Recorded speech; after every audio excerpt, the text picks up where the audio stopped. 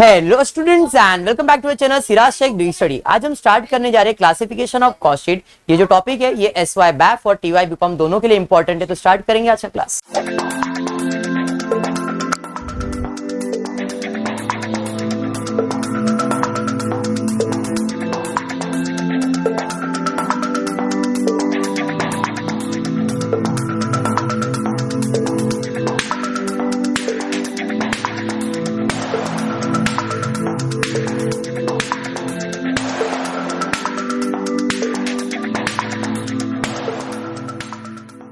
Topic जिसका नाम है classification of cost and cost sheet. Topic का नाम है classification of cost and cost sheet. जैसे कि अपने इंडिया में चाय वाले बहुत फेमस है, प्राइम मिनिस्टर, एमबीए चाय वाला है नहीं, मतलब चाय इज फेमस। तो आज का अपना एग्जाम्पल भी जो क्लासिफिकेशन ऑफ कॉस्ट शीट है वो चाय से रिलेटेड है, एमबीए चाय वाला। ठीक है, क्यों, किस लिए, क्या आपको पता चलेगा। एक दिन ऐसे ही केशव बैठा था, बहुत सारा यूट्यूब पे वीडियोस देखा, तो उसको ऐसा पता चला कि चाय का बिजनेस करने में प्रॉफिट है। बराबर है, चाय का बिजनेस करने में ही प्रॉफिट है, इसको ऐसा लग रहा था। बहुत सोचा एंड फोन पे किसी से बात कर रहा था कि यार चाय का बिजनेस चालू करने का।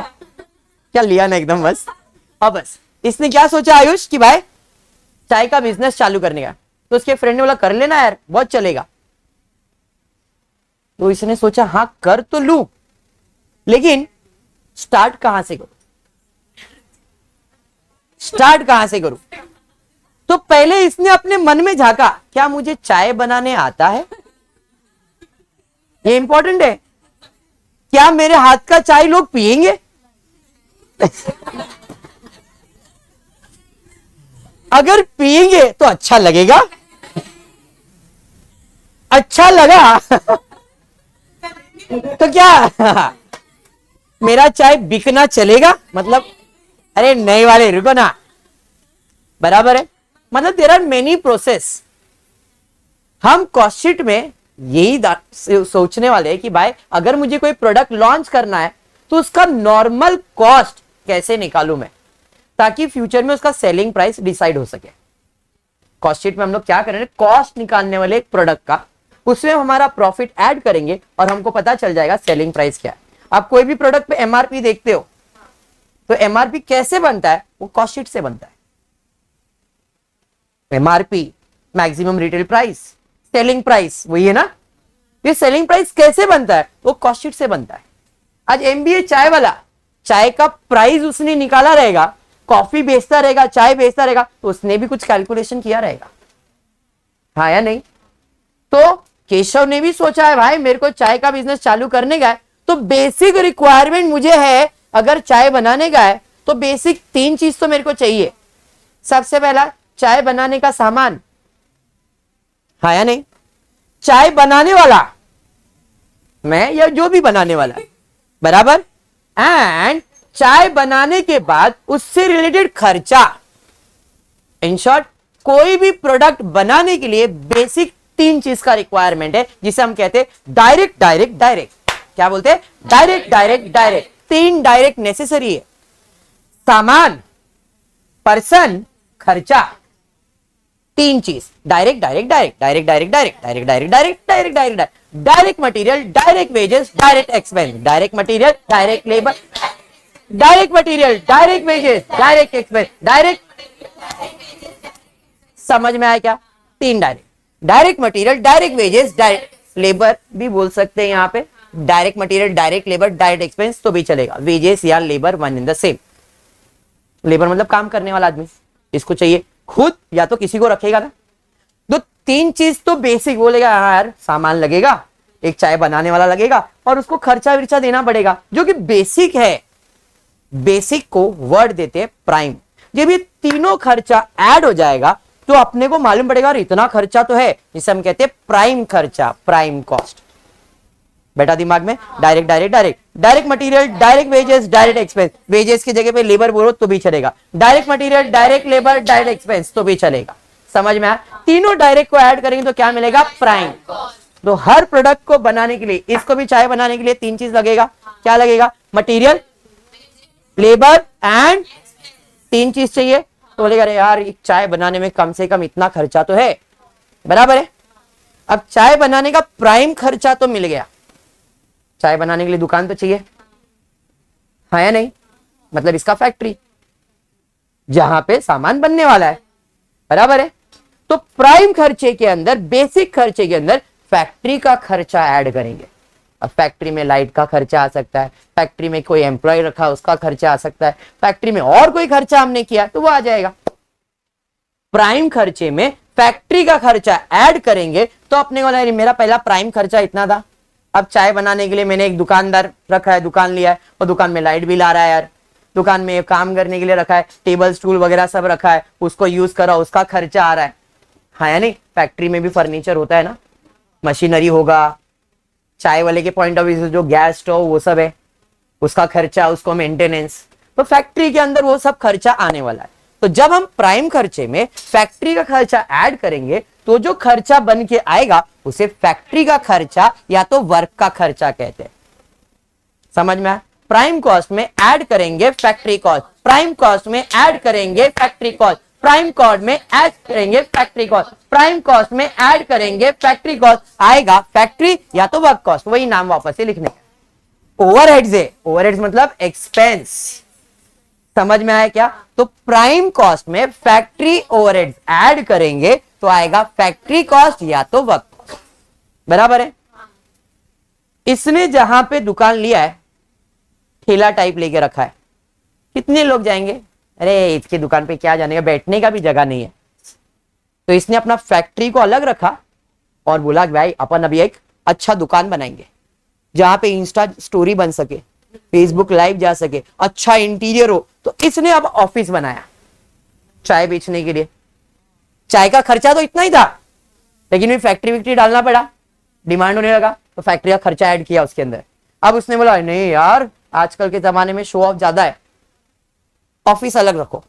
तो ऑफिस बनाया तो ऑफिस का भी खर्चा आएगा, है या नहीं? तो पहला क्या था? सोचा प्राइम, उसको फैक्ट्री में लेके आया, फैक्ट्री का खर्चा ऐड किया फैक्ट्री, उसको फिर हम किधर लेके आए? ऑफिस में लेके आए। मतलब अब हम ऐड करेंगे ऑफिस का खर्चा, ऑफिस ओवरहेड या office expenses, office and admin expenses.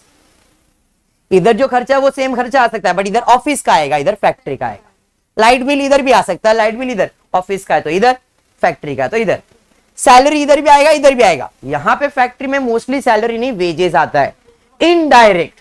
Direct wages इधर, इनडायरेक्ट वेजेस इधर, डायरेक्ट मटेरियल इधर, इनडायरेक्ट। सर डायरेक्ट इनडायरेक्ट क्या होता है?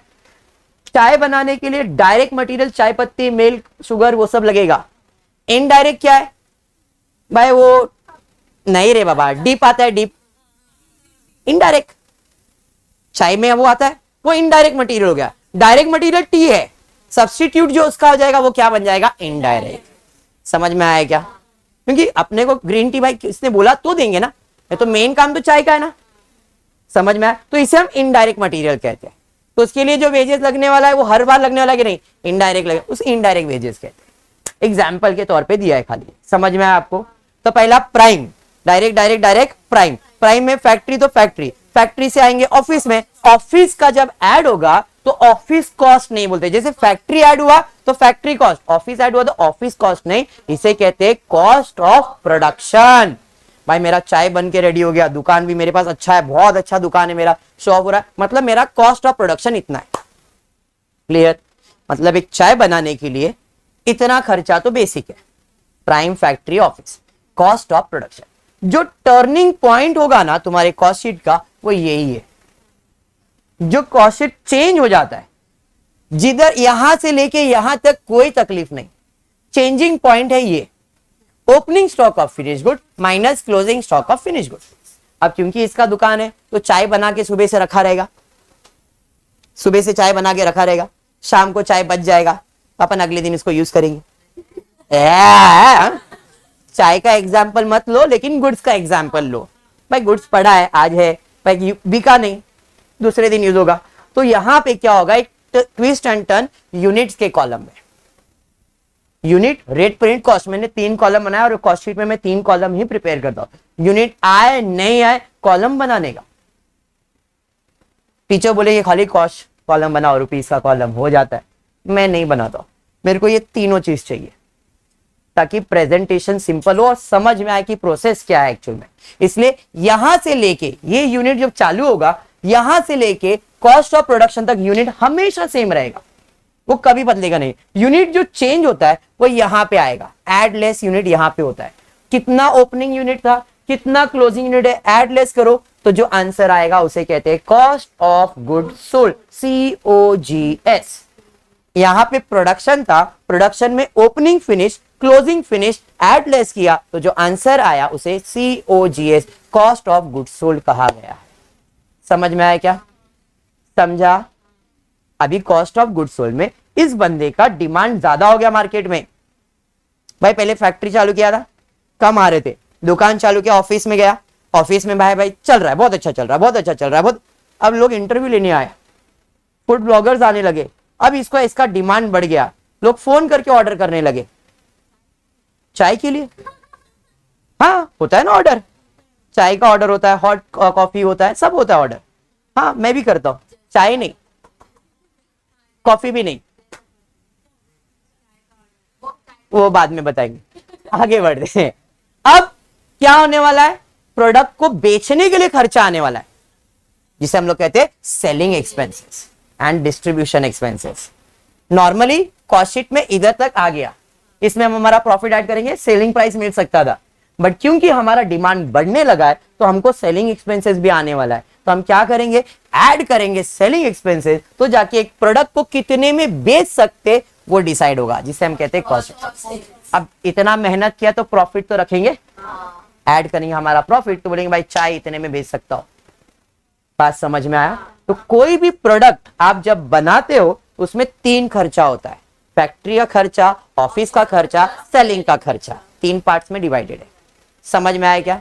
पहले तो प्राइम, प्राइम में ये 3 चीज ऐड करना है, एक्सपेंसेस को ऐड करना है। समझ में आया क्या? Direct material, direct labour, direct expenses, prime cost, add करेंगे फैक्ट्री कॉस्ट, तो फैक्ट्री कॉस्ट या तो फैक्ट्री वर्क ओवरहेड्स मतलब वर्क कॉस्ट, ऐड करेंगे ऑफिस एंड एडमिन एक्सपेंसेस, तो आपको जो आंसर आएगा COP, cost of production. Cost of production में add opening stock of finish good minus closing stock of finish goods. ये समझ में आया? तो मुझे जो आंसर आएगा COGS आएगा। समझ में आया? COGS में अब क्या आएगा, सेलिंग। पहले ऑफिस फैक्ट्री हो गया, फिर ऑफिस हो गया, अभी सेलिंग आएगा। सेलिंग तो कॉस्ट ऑफ सेल्स, सेलिंग में cost of sales, profit to sales. समझ में आया? अब ध्यान दो कि जो आप प्रोडक्ट बना रहे हो, जो प्रोडक्ट यानी कि जो स्टॉक बनने वाला है, ये 3 पार्ट्स में होता है। एक तो होता है रॉ मटेरियल WIP, एक होता है फिनिश गुड्स। भाई फिनिश गुड्स तो दिख गया, फिनिश गुड्स दिख गया, तो ये जो स्टॉक है ना, ये 3 भाग में इधर भी डिवाइडेड है, जिसमें फर्स्ट पार्ट इधर आ गया, सेकेंड फैक्ट्री में आता है, मतलब अगर WIP दिया है तो फैक्ट्री में आएगा, add opening less closing, simple. और कच्चा माल रॉ मटेरियल डायरेक्ट मटेरियल में आएगा। तो अगर डायरेक्ट मटेरियल डायरेक्ट दिया तो कोई प्रॉब्लम नहीं, लेकिन अगर डायरेक्ट मटेरियल डायरेक्ट नहीं दिया है तो इसी के अंदर फॉर्मेट बनेगा opening stock of raw material add purchase of raw material add direct expenses of raw material less closing stock of raw material. क्या कहा, जरा ध्यान दो। रॉ मटेरियल के अंदर opening add purchase add direct expense less closing. Opening ये direct expense ये वाला नहीं है, ये डायरेक्ट एक्सपेंस अलग और ये डायरेक्ट एक्सपेंस अलग। यहां पे डायरेक्ट एक्सपेंस मटेरियल को लाने के टाइम का खर्चा, और वो डायरेक्ट एक्सपेंस मटेरियल का खर्चा नहीं है, बिजनेस का डायरेक्ट खर्चा है। समझ में आया क्या? अंडरस्टूड? पक्का? जैसे ये बोलेगा भाई मेरे को चाय बनाने का है, तपेला लगेगा, तपेला वाला दिमाग वाला तपेला नहीं, बर्तन टोप, बराबर है। उसके साथ उसको गैस स्टोव लगेगा, प्रॉपर्टी एक्सपेंसेस है ना, कैपिटल एक्सपेंस नहीं बट बेसिक एक्सपेंसेस लेना पड़ेगा। समझ में आया क्या? तो ये एक्सपेंसेस और ये एक्सपेंसेस अलग है, ये मटेरियल का डायरेक्ट एक्सपेंस है और ये आपका नॉर्मल डायरेक्ट एक्सपेंस है, दोनों में फर्क है। क्लियर? तो डायरेक्ट मटेरियल अगर डायरेक्ट नहीं दिया है तो उसका फॉर्मेट दिया रहेगा, opening stock of raw material, add purchase of raw material, add direct expense of raw material, less closing stock. जब इन सब को हम टुगेदर सॉल्व करेंगे तो जो आंसर आएगा उसे रॉ मटेरियल कंज्यूम कहते हैं, रॉ मटेरियल कंज्यूम्ड कहते हैं। समझ में आया क्या? तो जब ऐसा फॉर्मेट दिया रहेगा तो डायरेक्ट मटेरियल के लिए वर्किंग बनाएंगे अपन और वर्किंग सॉल्व करके अमाउंट इधर लिख देंगे। समझा? क्लियर है? Direct direct direct, prime, factory तो फैक्ट्री, ऑफिस तो ऑफिस नहीं, cost of production, add opening stock of finish good minus closing stock of finish good. समझ में आया क्या? Clear? Cost of good sold, good sold, selling expenses add करो, cost of sales, add profit sales. Format याद हो गया सबको 100%?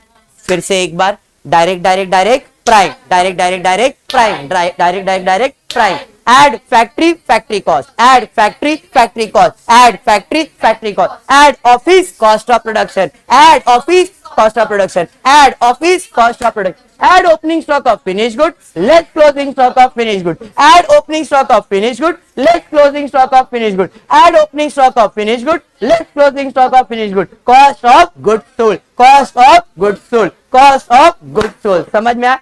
Add selling cost of sales, add selling cost of sales, add selling cost of sales, sale मिल गया, add profit sales, add profit sales, add profit sales. समझ में आया क्या?